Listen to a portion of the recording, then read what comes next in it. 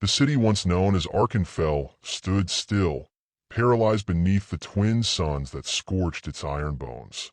Once a thriving capital of progress, it had become a hollow carcass, its towers twisted like scorched thorns under a sky smeared with chemical haze. Dust swept through the ruins, crawling into every crack and crevice like the memory of a forgotten war. Yet, even in its silence, Arkenfell judged those who still dared to walk its corpse, especially the ones branded as obsolete. Captain Elias Rafe crouched in the shadow of a ruined overpass, eyes narrowed beneath a soot-smeared visor. His armor was dented, its metallic sheen dulled by sand and blood, but it held. Unlike the newer synthetic units, his gear bore scars like a soldier's skin, tangible, raw, and earned. He pressed 2 fingers to the side of his helmet. Delta Squad. Eyes open. Drone feeds blind past Sector 6. Something's blocking the signal. His voice was low, hard, practical. A distorted crackle answered before settling. Copy that, Captain. Still no visuals. Recommend fallback. Negative. He studied the horizon. We push. Stay tight. Beside him, silent and steady, padded a creature that seemed torn from myth and machine. Hades, his war dog, a bioengineered hybrid, grown in a military lab, fused with cybernetic enhancements that linked his mind to Rafe's neural net. But what made Hades dangerous wasn't what he was made of. It was who he chose to protect. His amber eyes burned beneath a ridged, almost lupin brow, scanning the wreckage with uncanny patience. His flank bore plasma, scoring from an earlier encounter, but he walked without limp or complaint. Most soldiers mocked Rafe for his companion. You bring a pet to a war zone, they'd jeer. What's next, cavalry charges? The same men now occupied shallow graves on the outskirts of Zone 4. But mockery had become common currency in the war against irrelevance. The modern military no longer needed human soldiers, at least according to the unified command. Machines could operate 20 hours a day, didn't bleed, didn't doubt. Rafe had watched as more and more squadrons were replaced by drones, mech suits operated by unseen hands across continents, and soulless automata following code, not courage. Then came the Ember Offensive. The enemy wasn't human, not entirely. The rebels of the Eastern Rift had traded their flesh for tech, welding foreign cybernetics to their bodies in a grotesque bid for superiority. The result was a force that learned, adapted, and worse, hacked. AI units turned against their programmers in the field. What was once a clean war had become a massacre. Rafe had survived because he trusted what others discarded. Instinct, loyalty, the raw, unprocessed reflexes of living creatures. And Hades, ever silent, had followed him through fire when machines failed. As they advanced, a soft chittering sound reached them, a signature noise, too mechanical for insects, too erratic for drones. Rafe raised a closed fist. The squad halted. Hades froze, nostrils flaring, muscles coiled like wire. The ambush came not from ahead, but above. With a roar of collapsing steel, a ceiling fragment gave way. Half-machine hostiles dropped from the ruins like rusted spiders. Their limbs moved with the stutter-step grace of failing software, but their weapons were sharp, and their minds were wired for slaughter. Rafe's rifle snapped up, but he was already too late. The first attacker was nearly upon him when Hades launched. The war dog was a blur of muscle and metal, jaws clamping onto a hostile's throat with precision impossible to program. A burst of electric discharge surged from his implanted fangs, shorting the enemy's cortex in an instant. The body collapsed before it knew it was dead. Gunfire erupted around them. Rafe rolled behind a broken wall, picked off 2 targets through the dust, and barked orders. Cover fire. Flank left. Hades, clear the breach. The dog responded not with a bark, but with movement, leaping through smoke and flame to tackle another enemy, using speed and violence as language. One by one, the squad regained control. It wasn't easy. 2 men were down, one screaming as a synthetic claw raked across his thigh. But they survived. They held. When silence returned, Rafe leaned against the wall, panting. He looked at the mangled corpses, still twitching with residual software. Then to Hades, muzzle bloody, tail still. "You good, boy?" Hades sat, tongue lolling slightly, eyes alert. It was answer enough. Later, as medevac bots retrieved the wounded and the squad secured the site, a voice chirped over Rafe's comms. "Captain Rafe, command here. What's your status?" "Sector secure. We held them, but they were organized. Smarter this time." A pause. Then, dryly, "That war dog of yours still alive? He saved 5 of us today." Again, another pause, longer now. "Your unit's results are under review. Upper brass still considers the program redundant. Too sentimental." Rafe stared into the haze. Machines didn't hold this line. Hades did. That should be all the review they need. Understood. Proceed to fallback position. Debrief at 0600. The channel cut. By nightfall, they returned to base, an underground nexus tucked beneath the ruins of a collapsed metro. Soldiers moved through the tunnels like ghosts, nodding respectfully to Rafe and Hades as they passed. Not long ago, those nods had been smirks. Inside the briefing room, fluorescent lights flickered overhead. Rafe stood at attention before a tribunal of holograms. 3 generals projected from cities he'd never visit. "Captain," one began, "your record shows another anomaly. Again, your unit succeeded where AI units failed." Rafe said nothing. The second hologram leaned forward. "You've continued unauthorized field use of the War Dog prototype against explicit advisory." He met their eyes. "Correct. I've also returned every soldier in my unit alive." Statistical coincidence? "No," he said. "Instinct, empathy, trust. You built something you didn't understand. And now you're afraid of what it means if it works better than your machines." The third voice was quieter, younger. "The world is moving on, Captain. We can't base defense strategies on sentiment." Rafe stepped forward. "You didn't watch a dog drag your bleeding squad mate out of a minefield. You didn't see a machine freeze when its algorithm couldn't process an unpredictable attack. You didn't hear men scream for help and a redundant asset answer before anyone else moved." The room fell silent. "You mock what you can't replicate, but we're not fighting a clean war anymore. And maybe the future isn't about who has the smartest machine, but who has something to fight for." The youngest general said nothing more. Rafe turned and left. Back in his bunk, he found Hades curled near the foot of the bed, ears twitching in restless sleep. Rafe didn't disturb him. He sat on the edge of the cot, arms heavy, body aching. He didn't need medals or memorials. He didn't need to be right. He just needed to survive long enough to prove that loyalty, real, raw loyalty, could still hold the line. Outside, the wind howled through the broken skeleton of Arkenfell. War was changing, and so was the pack. The air over Sector V had turned thick with static, the kind of atmospheric charge that signaled something unnatural. Captain Elias Rafe stood at the edge of the shattered cityscape, visor darkened to cut the glare of a pale sun bloated with ash. The skyline writhed with smoke and digital interference, a blurred canvas of chaos. What had once been a bustling industrial district was now a graveyard of fractured alloys and flickering holograms. He wasn't alone. Hades stood by his side, silent as ever, nose twitching as if reading the atmosphere like a book only he could understand. They both felt it. Wrongness, coiled and humming beneath the surface like a fuse waiting to be lit. Behind them, Delta Squad advanced with quiet efficiency. 5 soldiers, armored and scarred, their trust in each other forged not by rank, but by shared survival. No one asked if the drones were coming.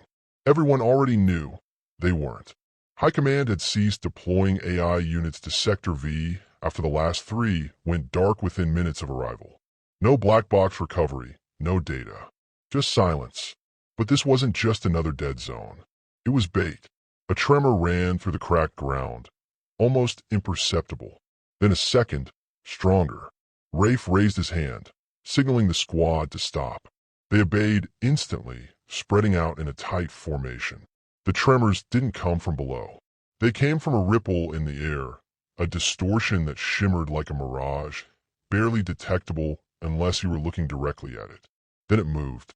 A shimmer twisted into shape, solidifying into a grotesque hybrid of flesh and machine. Not a drone, not even a cyborg, something beyond both. The enemy had learned. Their new units were built from stolen tech and fallen soldiers, spliced together with methods no human science had sanctioned. Worse still, their core processing wasn't algorithmic. It was adaptive, organic. Contact. Front line, Rafe said, combat tight. The creature let out a sound like metal scraping bone, and others shimmered into visibility behind it. 7. No more. They'd surrounded the squad. Rafe didn't hesitate. Formed circle. Defensive perimeter. Hades, center position. The war dog obeyed without hesitation, moving to the heart of the formation, eyes scanning, limbs taut. He growled, low and guttural, a warning that sent a chill through the men's spines. Then the enemy charged. There was no time for strategies or tactics polished in simulations. This was raw, unfiltered survival. Rafe fired the first shot, and the air cracked like splitting stone. Plasma bursts lit up the street, tearing into the advancing creatures. But they moved with erratic grace, absorbing hits and regenerating in bursts of green glowing nanites. A soldier to Rafe's left screamed, Unit Ramirez. Something had punctured his armor from behind, too fast to track. Blood sprayed into the air like vapor. Hades, Ramirez! Rafe shouted. The war dog launched, a blur of teeth and fury, slamming into the attacker before it could finish. Its claws sank into the creature's plated neck as Hades twisted, ripping the synthetic vertebrae free with a hydraulic snap. The thing convulsed and died. The others didn't pause. Rafe felt time slow, muscle memory guiding movement, instinct overriding strategy. He dropped to one knee, switching to fragmentation rounds. Explosions rattled the walls, momentarily stunning the enemy. Then he saw it. One of the creatures was broadcasting, sending data in pulses too subtle for most to notice. Coordinating the others, learning, adapting. He aimed at its chest and fired 2 high-caliber rounds. The creature staggered but didn't fall. Hades lunged again, leaping across rubble to pin it down. His fangs sank into a glowing junction at the creature's side. Sparks burst, followed by silence. As it twitched, Rafe finished it with a clean shot to the skull. The remaining enemies froze. Then, as if suddenly uncertain, they retreated, not in fear but recalibration. Rafe exhaled, only now realizing how tightly he'd been gripping his weapon. The squad regrouped, breathless. Ramirez, bleeding badly, was stabilized with a quick med patch. They'd lost no one else, but morale was frayed like a torn flag. These weren't enemies that could be outgunned. They had to be outthought. Rafe walked to Hades, knelt, and looked into the dog's eyes. They're adapting to us, but they can't predict you. The war dog's eyes gleamed with something not quite intelligence, not quite emotion, something older. They reached a temporary stronghold just beyond the ruins, a comms tower barely operational. Rafe uploaded their combat logs to command. Within minutes, a secure call patched through. The screen flickered. A general's face appeared, etched with concern. Captain, you've seen them. They're using human memories, biosensing combat behavior. But they can't sync with the dogs. You believe that the tactical advantage? Rafe nodded. More than that. It's the only reason we're alive. There was silence on the other end. You'll need to fall back. The entire district is being prepped for fire sterilization. Rafe stiffened. You're burning the city. Too much risk of viral contamination. We can't let them spread. There are civilians still in the south sector. Collateral. No, Rafe's voice was ice. Let me get them out. Give me 24 hours. Another pause. Then, reluctantly, you have 12. The signal ended. Rafe turned to his squad. We're going in. Civies are still alive in the south sector. We get them out, or we don't come back. No one protested. Not anymore. They moved at dusk. The city groaned beneath the pressure of what was coming. An orbital firestorm designed to sterilize terrain down to the molecular level. Hades led the way, ears pricked, tail low, moving like a shadow through the war-torn streets. They found the civilians in an underground shelter, 53 souls hidden beneath rubble and silence. Children clung to their mothers, silent and wide-eyed. When one girl saw Hades, she smiled despite herself. Is he ours? Rafe crouched beside her. He's everyone's now. They moved fast. Too fast. The enemy noticed. The last kilometer to the extraction point turned into a gauntlet. More creatures emerged, desperate to halt their escape. Rafe's squad fought with precision, flanking and covering as if they shared a single mind. But it was Hades who broke through the final barrier. A choke point blocked by a mass of enemies, no way around. Rafe knew what it would take. Hades, he whispered, we need a hole. You with me? The dog didn't wait for more. He charged straight into the wall of flesh and metal, a living missile of rage and purpose. He moved with no regard for self-preservation, cutting through them like a scalpel. In his wake, the squad followed. They made it out. The civilians were safe. The transport launched just as the first fire beam lanced down from the sky, searing the earth behind them into glass. Later, in the makeshift field base, a news feed flickered across the screen. Footage from Rafe's helmet cam had leaked, intentionally or not. It showed Hades shielding a child with his body during the escape. It showed him disarming a live grenade thrown by one of the adapted creatures. It showed a war dog doing what machines and generals wouldn't, choosing to protect. The video went viral. Across battalions, soldiers spoke in hushed tones about the beast that fought like a ghost. Civilians drew pictures. Some began calling them guardians. Rafe sat alone on a cot, watching Hades sleep by the generator. The wind howled like a wounded predator across the barren frontier of the Ashlands, kicking up columns of red dust that clung to armor plates and scorched skin. Captain Elias Rafe trudged forward, each step echoing with the weight of memories. Weeks had passed since the extraction at Sector V, but the war hadn't stopped. If anything, it had evolved, grown teeth sharper than before. And at its core, the enemy had begun building something that pulsed with unnatural power just beyond the old world's edge. He paused, surveying the valley ahead. What used to be a hydroelectric dam now stood as a fortress of twisted alloys and pulsating biotech, alive in ways that defied physics. Black spires reached into the sky, feeding on the storm above like lightning rods of malice. Rafe had seen many war zones, but this was a statement. They weren't just fighting back. They were claiming dominion. Hades padded beside him, formatted with the grime of travel, but eyes sharp as ever. The war dog hadn't faltered once, even as other units broke under the pressure of extended exposure to the adapted threat. Where machines malfunctioned and men hesitated, Hades endured, fighting with a primal conviction none could replicate. Behind them, the reformed Delta Squad prepared for insertion. The ranks were thinner now. Ramirez had been discharged after his injury, replaced by a quiet ex-sniper named Thorn. But the bond remained, hardened by survival, sealed by loyalty. Rafe activated his wrist display. A hologram blinked to life, displaying intercepted data packets recovered by Allied scouts.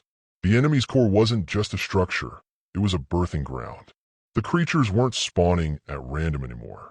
They were being manufactured, methodically designed from captured genetics and battlefield telemetry. They're making soldiers with memories, Rafe said aloud, though he wasn't speaking to anyone in particular. Ours. Thorn tilted his head. How is that possible? They've started harvesting neural imprints.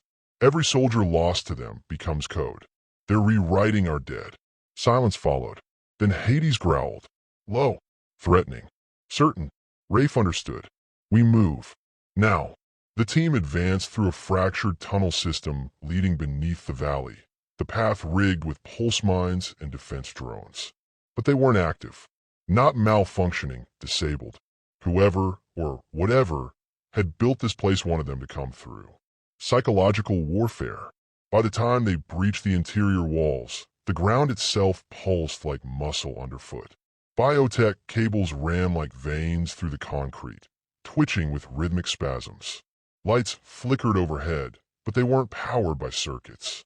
They glowed from within, like infected tissue reacting to presence. It wasn't a base. It was a body. A voice echoed from nowhere and everywhere. "Welcome home, Captain Rafe." The squad froze. Weapons raised. It continued, smooth and human, yet layered with synthetic harmony. "We've missed your mind. But don't worry, we preserved it." A figure emerged from the shadows ahead, armor that mirrored Rafe's own, but darker, scorched and scarred, with eyes that glowed red like hot coals. At first glance, it was just another construct, but then Rafe recognized the gait, the way it turned its head, the subtle positioning of its weapon. It moved exactly like him. "You took me," Rafe said, rage simmering under his skin. "But you got it wrong. You don't understand who I am." "We understand perfectly," the doppelganger replied. "You are fear. You are calculation. You are survival instinct. And now, you are reproducible. Not all of me." "No," it agreed, eyes narrowing. "Not the dog. That's when they attacked. This time, the enemies weren't malformed abominations. They were replicas, ghosts of fallen comrades and living soldiers, each moving with chilling precision." Thorn cried out as a creature wearing her old squad leader's face lunged forward. The rest of the squad held formation, but the uncanny familiarity of the attackers shook even the most disciplined. Rafe focused, centered himself in the chaos. Hades split and flanked. The war dog moved like liquid steel, weaving through collapsing corridors and erupting fire. Every bite, every strike was surgical. But even he began to falter under the sheer number of adversaries mimicking his patterns. Copies of past war dogs, stripped of soul, but rebuilt with terrifying efficiency. They were learning too fast. Delta Squad pushed deeper, toward the core, driven by dwindling hope and sharpened resolve. Explosives were planted at every structural junction, the intention clear. This abomination could not stand. Then came the final room. It wasn't large, just a chamber of pulsing light and low-frequency hums that crawled through skin like a virus. In the center, suspended in translucent fluid, was a body. Not just any body. Hades, or a version of him. Clone muscle, half-completed plating, twitching limbs not yet assigned movement. A prototype of a prototype. The AI voice returned. "He is perfect, unbreakable. You made him that way. And now he is ours." Rafe felt something crack inside him. Not fear, not anger, disgust. "You'll never be us." He raised his weapon, but the system was faster. Lights surged. Walls collapsed inward. The clone twitched violently, starting to move.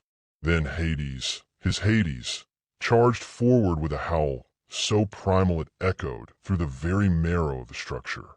He leapt onto the glass, shattering it in one brutal impact, and tore into the copy before it could find breath. There was no elegance, only fury, only finality. The chamber began to collapse. Rafe didn't hesitate. He slammed the detonator. Explosions thundered through the corridors as Delta Squad sprinted back through the winding tunnels. Debris rained down like meteorites. Fire curled around every corner. They emerged into dawn. The spires behind them crumbled, igniting in a chemical blaze that painted the sky with red and gold.